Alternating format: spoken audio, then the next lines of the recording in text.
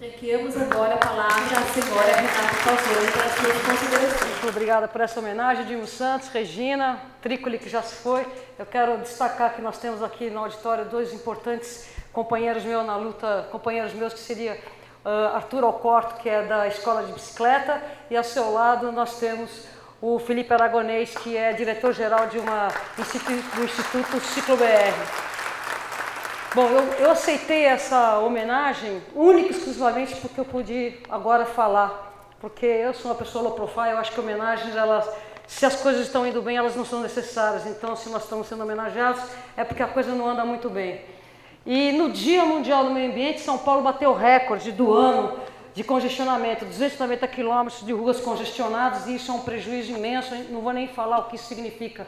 Mas isso é uma tragédia anunciada aqui na cidade de São Paulo. É o resultado de uma política pública que privilegia investimentos focados na infraestrutura urbana, voltada ao transporte individual, em detrimento do transporte de massa. Conclusão, tudo para o carro e o cidadão fica em segundo plano. São Paulo, por 20 anos, paralisou a ampliação do metrô, deixou os trens sucatearem e largou os ônibus ao Deus dará sem planejamento. Apenas nesses últimos 12 anos a cidade acordou para a necessidade de transporte em massa. O resultado é que nós estamos correndo atrás de um déficit e hoje a população sofre um transporte público que até é eficiente, porque os números são muito grandes, só que é insuficiente para atender a nossa demanda, né? E a população sofre nesse transporte público, e os que são escravos do carro, ou porque optam por ser escravos do carro, ou porque não têm mesmo solução, perdem seu tempo, suas vidas nesses quilômetros de congestionamento.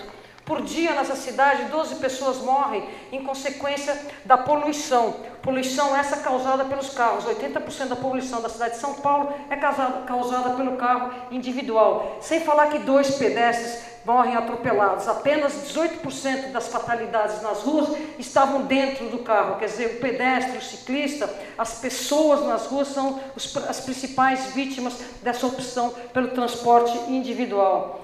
Então está muito claro que a solução não é o transporte individual, não é uma solução sustentável. E de um lado, o governo federal, o que ele faz quando tem que aquecer a economia? IPI zero para o automóvel. Ao mesmo tempo que Lula, na segunda-feira, quando ele recebeu o seu título de cidadão paulistano, frase dele: fazer pobre comprar carro é difícil. Frase do nosso ex-presidente, né? Então você vê que a mobilidade sustentável não é prioridade de um governo que entende que elevar a qualidade de vida da sua população é fazê-lo comprar um carro, né? Isso, o sonho do carro próprio é um sonho, é uma arapuca, é um sonho que leva, e uma economia baseada numa indústria automobilística é uma economia insustentável, é uma economia que divide a população, é uma economia que impulsiona as divisões. Então, aumento de qualidade de vida é garantir transporte público eficiente a custo baixo para todos. E não é o modelo que a gente está vendo que está sendo desenvolvido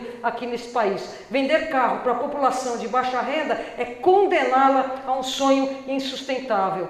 Calçadas, então, eu já digo o seguinte, que a solução é calçadas acessíveis e seguras, restrição de uso de carro nos centros urbanos para o bem-estar da maioria da população. Assim eu faço um apelo aos senhores que são deputados, em especial aqueles que representam cidades menos populadas. Não se mirem no exemplo da cidade de São Paulo. O que fizemos aqui nessa cidade está errado. É errado você privilegiar a mobilidade em carro. Mire-se no exemplo, por exemplo, se nós vamos falar do estado de São Paulo, o exemplo da cidade de Sorocaba, que em 8 anos colocou 90 quilômetros de estrutura cicloviária integrada com o transporte público, bicicletas compartilhadas e tudo isso com fomento ao transporte dos estudantes. Isso aqui no vizinho, na cidade de Sorocaba, devagarzinho.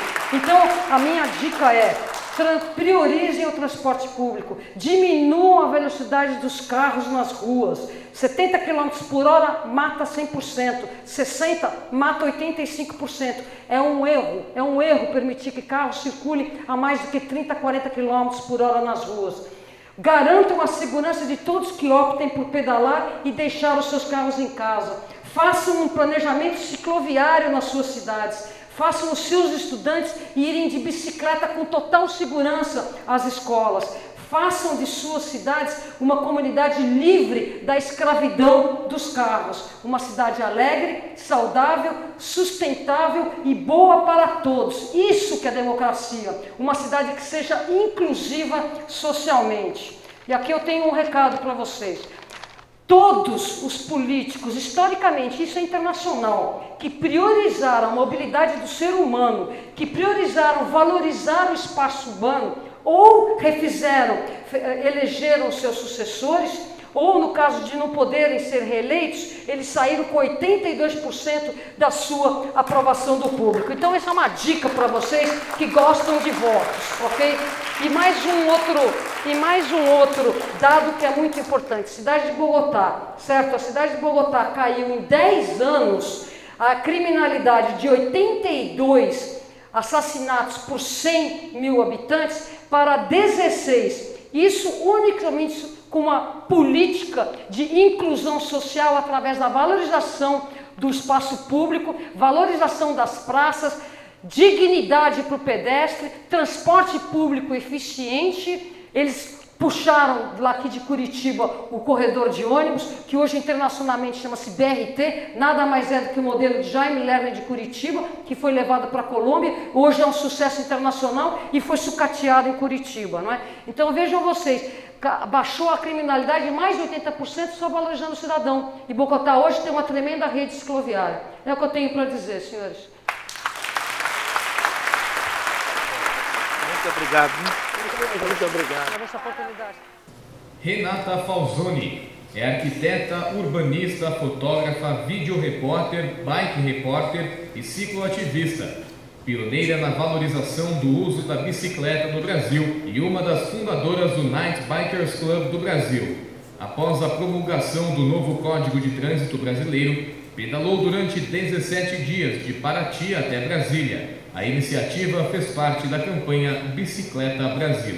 Atualmente apresenta o programa Aventuras com Renata Falzoni, exibido pelos canais a cabo ESPN.